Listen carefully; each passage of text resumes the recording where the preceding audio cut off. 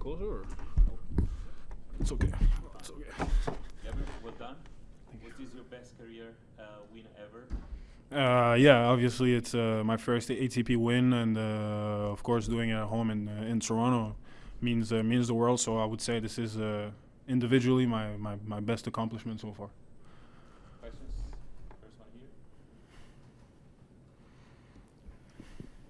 Lucas Sweets with The Athletic. Congratulations, Gabriel, on the win. What are you most going to remember about this match, this day, this accomplishment? Well, something that's definitely going to stick with me is that no matter what's going on in the match, and I know it's really difficult, but if you can try to remain calm and try to remain still and trying to be unfazed with everything that's happening. Obviously, I was up a break multiple times in the second set.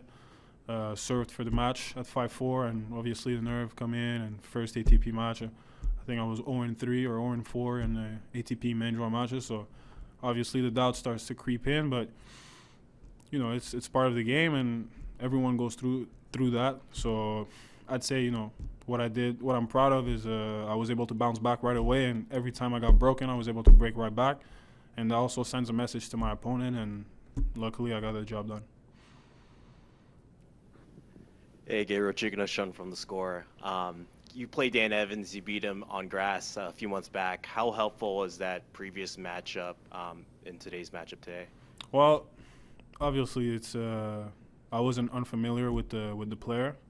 Like you said, we played I think it was a month ago or a month and a half ago, but obviously we played in different circumstances.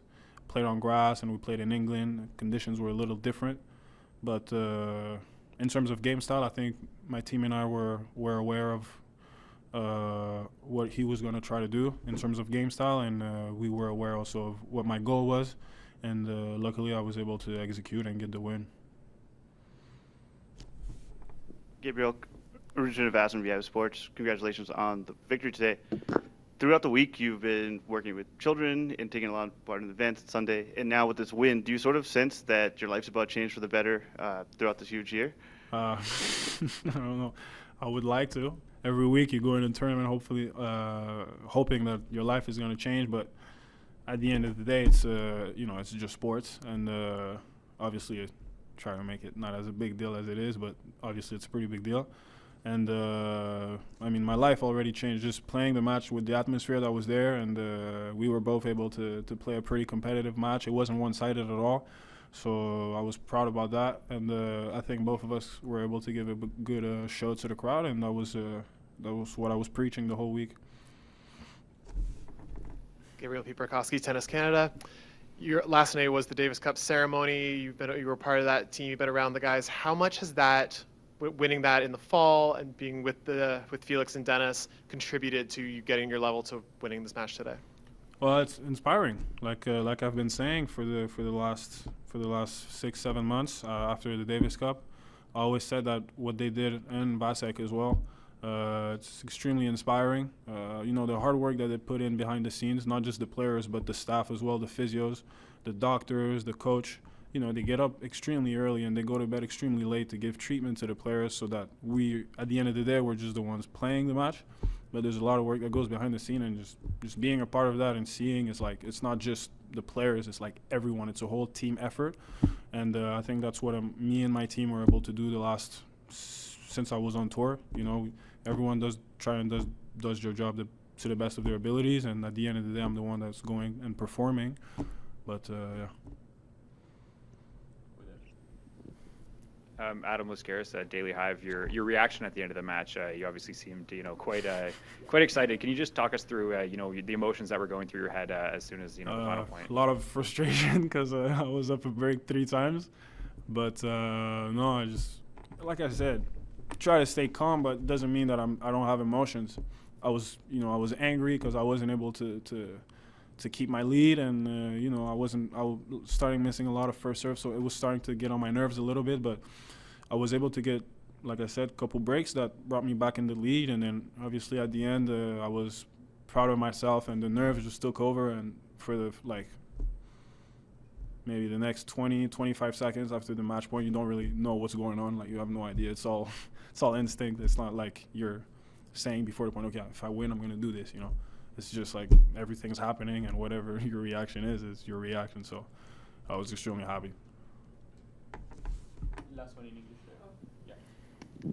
Hi, Rosie from the Toronto Star. For those of us who aren't that familiar with your background, could you just give us a little bit of like what inspired you? Where did you get the inspiration for the sport and for the style of game that you play?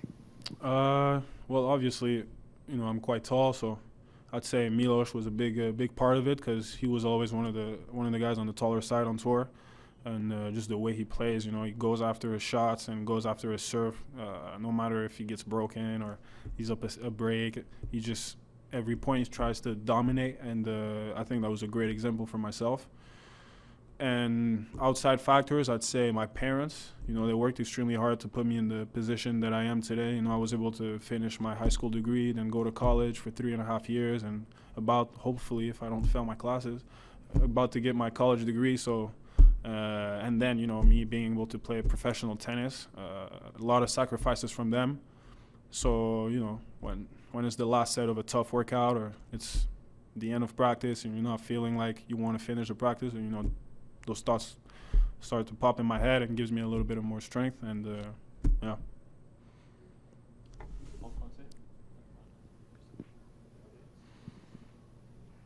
Salut Gabriel, Jessica du Journal Québec, félicitations.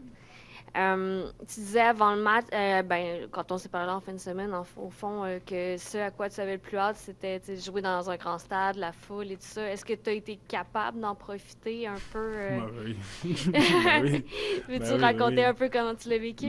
Oui, c'est sûr qu'en rentrant sur le terrain, j'étais nerveux, excité, pas trop à quoi t'attendre. J'ai jamais joué à Toronto, je sais pas comment le public est ici, mais non, le public est phénoménal. Des deux côtés, il y avait énormément de personnes qui encourageaient mon adversaire aussi.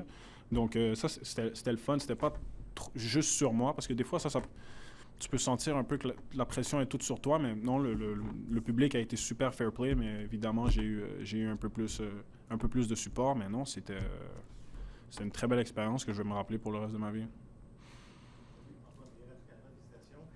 Deux questions. D'abord, qu'est-ce que ça veut dire, cette première victoire ATP-là? Ça fait longtemps que tu l'attendais. Puis aussi, avais-tu la mentalité « act like if you own the place » sur le terrain? Parce que de l'extérieur, c'est ce qu'on semblait voir, que c'était ton terrain, c'était ta journée. Avais-tu ce minding-là? C'est sûr que l'avoir battu il y a un mois, ça aide à la confiance. Mais lui, il a gagné un tournoi la semaine dernière à Washington, un 500, son plus gros tournoi dans sa carrière. Donc, c'est sûr que lui, il vient avec beaucoup de confiance. Mais j'essayais de jouer avec le public, même si peut-être en termes d'émotion, on ne le voyait pas trop. J'aime ça être un peu plus réservé, mais non, je sentais énormément le support du public.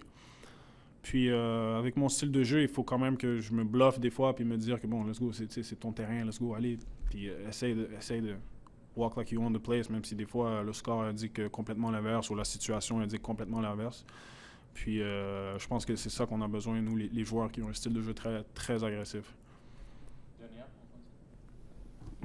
Yannick Lepage, Radio-Canada. Tu mentionnais au deuxième set, tu as perdu ton avance à quelques reprises. À 6-5, quand tu vas pour servir pour le match pour la deuxième fois, qu'est-ce que tu te dis au croisement de côté? Mais j'essaie de me donner beaucoup d'énergie, puis prier un peu aussi, parce que j'en avais marre un peu que je me fasse briser à chaque fois que je menais par un bris, mais non, j'essaie d'avoir un plan clair, où est-ce que je voulais servir, puis qu'est-ce que je voulais faire avec la balle qui venait. Puis après, j'essaie de jouer avec mes instincts, puis ce qui a différencié le jeu à 6-5 des autres jeux, c'est que j'ai joué un jeu très agressif. Je suis monté au filet, j'ai dicté les échanges. Ce que je n'ai pas fait, le jeu, je me suis fait briser, donc je pense que c'est là qu'elle a été la différence.